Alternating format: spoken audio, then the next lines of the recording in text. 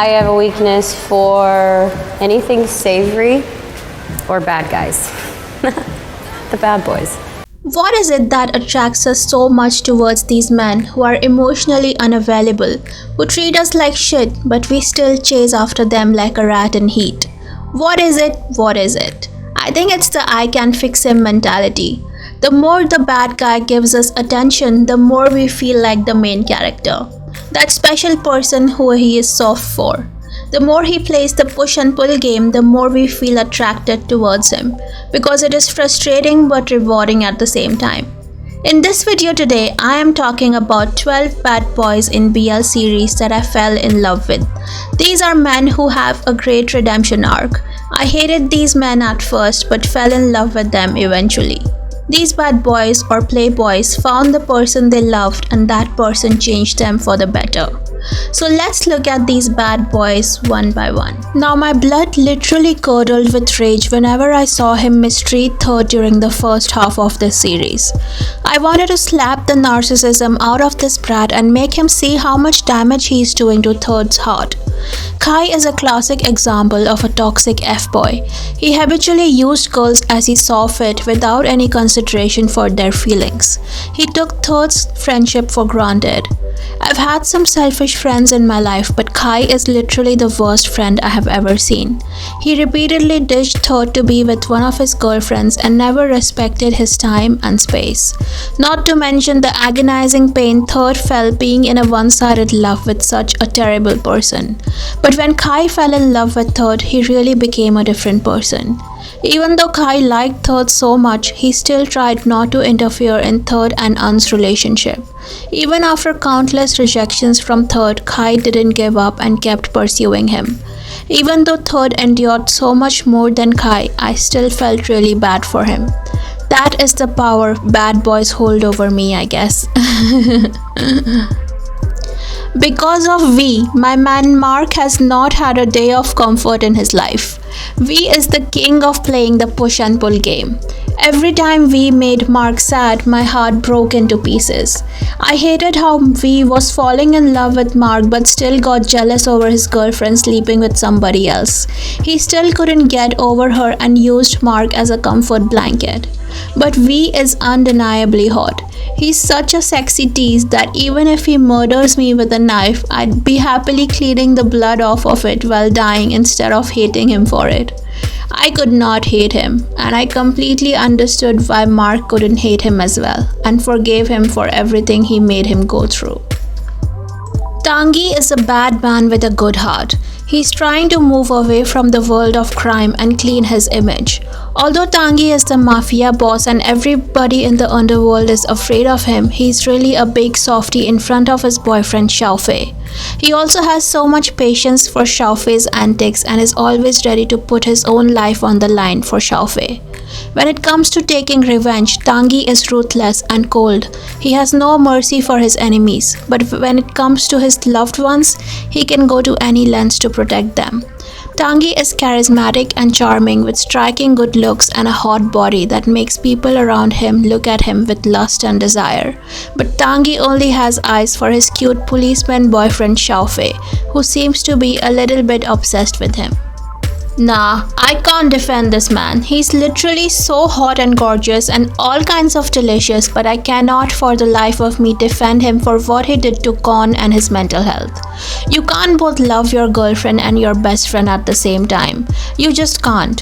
One of them has got to go and it's going to hurt them, but it is so much better for them in the long run. But my boy Nock cannot make up his mind and it makes me want to slap him across the face to knock some sense into him. Was the girlfriend a big effing biatch of first degree? Absolutely yes. Did she play Nock? Absolutely yes. But that doesn't excuse Nock's shitty behavior towards his best friend Kon, who is so selflessly in love with Nock. But because Nock is so scrumptiously delicious and lick-worthy, I'm going to let all his sins go and forgive him wholeheartedly. Kinn is the second son of the Tirapan Yakult mafia family, who are the leaders of the organized crime world. Kinn is born with a burden to take over the mafia head responsibilities from his father and run the world of crime after his retirement. So despite having dreams of becoming a singer and living a normal, fulfilling life, Kinn has to wear his skin like armor and face the dangerous world of crimes and gangsters. Having failed in love before, Kinn knows better than to give his heart to someone else and spends his days working and living a playboy lifestyle. Owing to his devilishly good looks and opulent lifestyle, Kinn is always surrounded by pretty boys vying for his attention. One day he meets a handsome and rugged guy, Porsche, who changes his life forever. Porsche is not the typical guy that Kinn would usually go for. He's tall, well-built and a better fighter than Kinn. He's not cute at all. Instead, he's hunky, athletic and rogue. But Kinn develops a peculiar obsession with him. The more he fights Kinn, the more Kinn wants to pin him under and do mischievous things to him. Vegas is the most pitiful bad boy you will ever come across in your entire life. You will be afraid of him and feel compassion for him at the same time. Vegas was raised by his abusive father after his mother unalived herself. His father would constantly compare him to his elder cousin and pin his own failures onto Vegas, making him feel worthless and a disappointment to his father. As a result of the constant emotional and physical abuse, Vegas became numb to all the pain and became an apathetic person. Apart from being unemotional, he develops a sadistic personality and often enjoys inflicting pain on others. Vegas has never been serious with any of his partners and just treats them as conquests to play and throw away after. One day he meets a man called Pete who refuses to give Vegas the pleasure of seeing him in pain.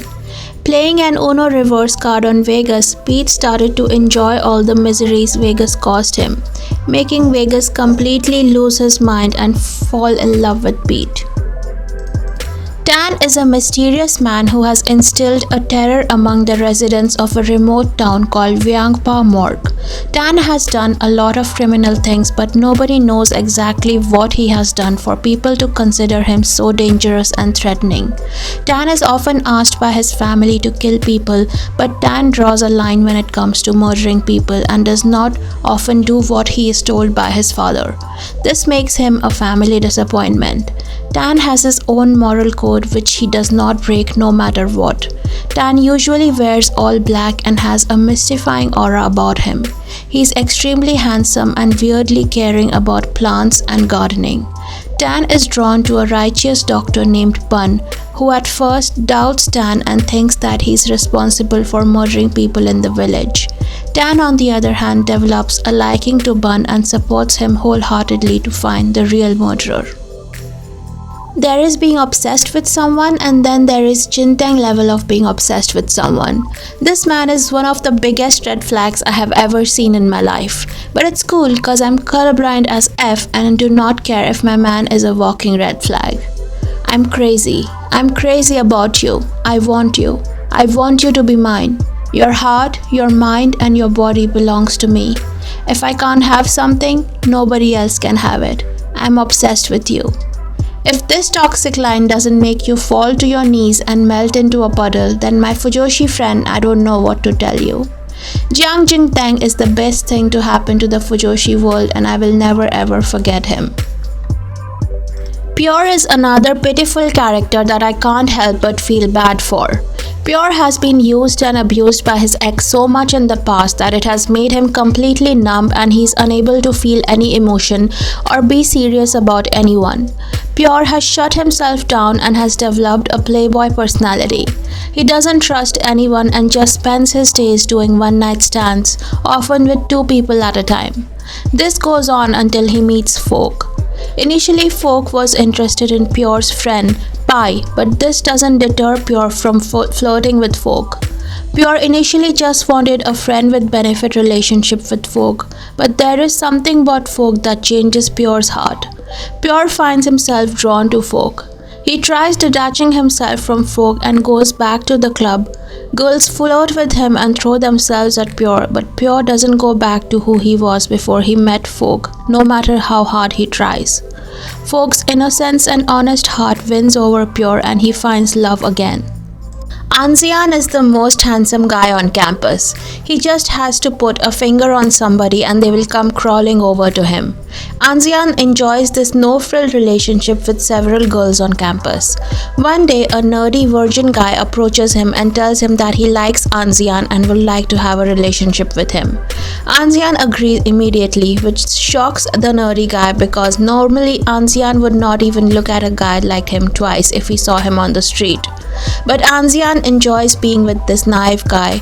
He finds him adorable. He likes how open and honest he is about his undying love for him.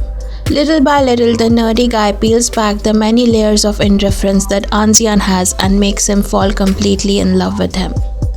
Jiang is a heartless and cruel playboy who likes to keep dangerous snakes as pets and uses women and men alike before throwing them away.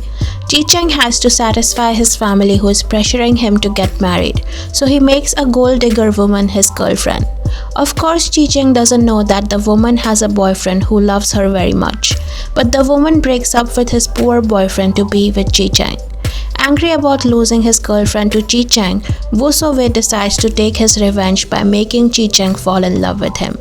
Wusowei's naive tactics works like magic and Jiang falls deeply in love with him. Ritsu is a former playboy who did not believe in love at all and just used people for pleasure, seducing them and playing with their emotions.